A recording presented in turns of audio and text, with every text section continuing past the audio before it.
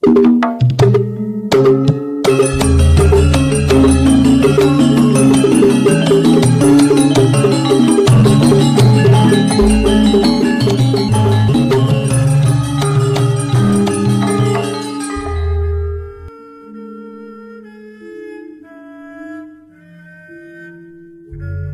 Ibu, para kadang kinasih, simbah-simbah lan adik-adik, para rama suster bruder berkah dalem Gusti, sugeng rawuh wonten ing PDSK channel menika. Kados pundi kabar panjenengan?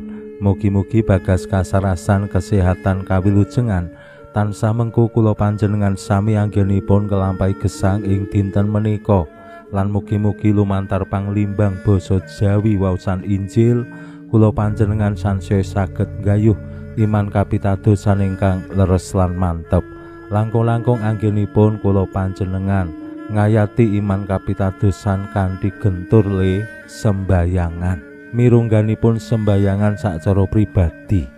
Kadangkala yen kula kunjungan ing keluarga-keluarga ingkang putranipun menika badhe komuni utawi badhe kasantosan, kathah banget lare-lare dereng gadhahi kebiasaan sembayang pribadi, apa meneh sembayang ana ing brayang. Menika tentu miterat kula pribadi dados keprihatinan yen bocah-bocah durung duweni kebiasaan doa pribadi. Terus kepriye? Padahal nek nyekel HP iso pirang-pirang jam kerasan nyaman, ning wektu nggo doa malah ora ana. Awit menapa Gusti ngersakake kautaman-kautaman Kristiani, kautaman-kautaman dalem Gusti sing diwujudake dening para murid kedah linambaran sembayang. Lan sembayangan sing sejati menika nggih sansaya nuntun lan ngawuhake kautaman ana ing uripe awake dhewe.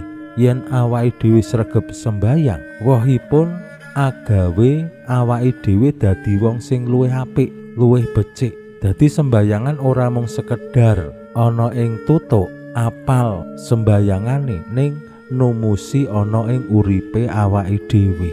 Kosok wangsulipun urip sing becik ya kedah linambaran sembayang. Supados menapa aja ngasi awake dhewe kagodha dadi wong sing pamer, wong sing sombong.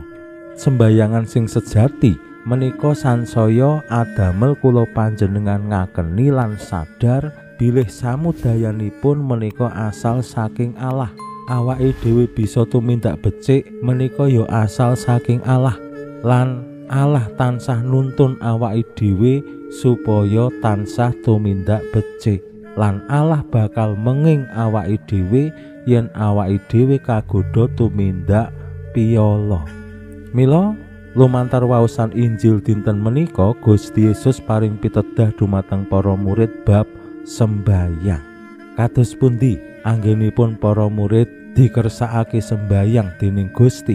Monggo kita pirengaken sabda dalem Gusti ing dinten menika lan kita wiwiti kanthi sembayang sawetawis. Konjo ing asma dalem Hyang Rama saha Hyang Putra tuwin Hyang Roh Suci. Amin. Suawi sami munjuk.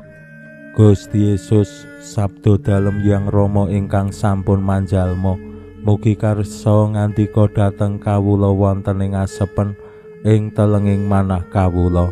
KBKO kegiatan lan panglipur ingkang manjing ing sabda dalem kapenuhana kawula mawi ro ing kawicaksanan dalem. Mugi-mugi srana anggen kawula maos lan mirengaken sabda dalem, kawula sansaya nunggil ing sampeyan dalem. Amin. Waosan Injil kapetik saking Injil Matius bab 6 ayat 7 ngantos dumugi gangsal 11. Nalika samono Gusti Yesus ngandikani para murid mangkene, yen kowe sembayang aja ngladrah aturmu kaya carane wong kafir, awit wong-wong mau padha ngira manawa marga akehing tembung sembayangane bakal dikabulake. Mulane aja niru wong-wong mau, jalaran sadurunge kowe nyuwun ramamu wis priksa apa sing dadi kabutuhanmu, Mulane yen kowe sembayang matura mangkene: Rama kawula ing swarga, asma dalem kaluhurna, kraton dalem mugi rawuha, karsa dalem kalampahana wonten ing donya kados ing swarga. Kawula nyuwun rejeki kangge sakmenika, sak kathahing lepat nyuwun pangapunten dalem, kados dene anggen kawula ugi ngapunten dhateng sesami. Kawula nyuwun tinebihna saking panggoda saha linuwarna saking piyawon. Awit manawa kowe ngapura luputing liyan, Ramamu ing swarga ya bakal ngapura dosamu. Nanging yen kowe ora gelem ngapura wong liya, Ramamu ya ora karsa ngapura dosamu. Makaten sabda dalem Gusti. Suawi sami munjuk. Gusti, kawula munjuk sembah nuwun karana sabda dalem. Sabda dalem dadosa obor ingkang madangi margining gesang kawula. Katuntuna kawula sageta sabda dalem menika numusi manah ngantos tansah ngrembaka kangge nggayuh gesang ing swarga. Amin. Bapak Ibu para kadang kinasih simbah-simbah lan adik-adik, Gusti Yesus paring tulodo menggaing sembayang lan paring tuntunan kados pundi para murid dalem anggene sembayang. Sembayangan menika kula panjenengan sampun apal, injih menika sembayangan Rama kawula. Mugi-mugi Bapak Ibu para kadang kinasih simbah-simbah tasih remen migunakake sembayangan Rama kawula. Nek Bapak kami mbok menawi pun apal nggih, lare-lare menika yen sembayangan Bapak kami sampun apal, ning nek disuwun sembayang Rama kawula, nah kuwi durung do apal utawa ora mudeng blas. Ingkang sepisan ingkang penting dados tuntunan dalem Gusti yen kula panjenengan sembayang, injih menika anggene sembayang aja ngladrah. Bapak Ibu para kadang kinasih simbah-simbah temtu pirsa nggih tegese ngladrah. Ngladrah kuwi tembunge akeh banget, terus ora fokus, sing diomongke apa wae sak kecekeli. Dadi terus dawa banget anggone sembayang. Contone kemawon sembayang saderenge dahar.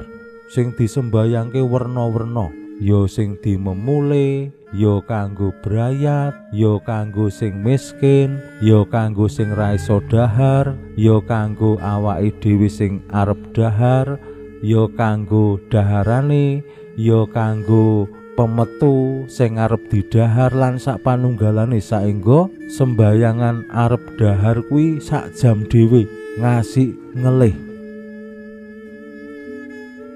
Gusti ngersakake anggone sembayang aja ngladrah sing cekak aos. Menapa malih yen umat menika asring sering saben dalu sok-sok kesupen anggone sembayang dalu, merga apa? Wis kesel, wis ngantuk, wis ora ana wektune, saengga langsung bleksek.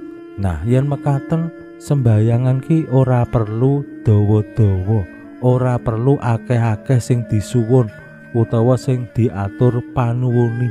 Awit menapa Gusti wau ngendika Allah yang Rama wis pirsa. Awake dhewe namung kedah sadar apa sing paling penting tumraping kabutuhane awake dhewe sing perlu disuwun marang Allah. Mila pitedah dalem Gusti menika ndadosaken kula panjenengan sami wantun sembayang. Kadangkala umat lari-lari dora wani sembayang, merga sembayangane kudu dawa, kudu jangkep, kudu werna-werna sing diaturke. Mboten. Awit mbok menawi nggih Gusti Yesus sampun pirsa jaman sok mben wong kida sibuk, wong kida rumangsa randi wektu. Mula Gusti ngersakake le sembayang rasah dawa-dawa.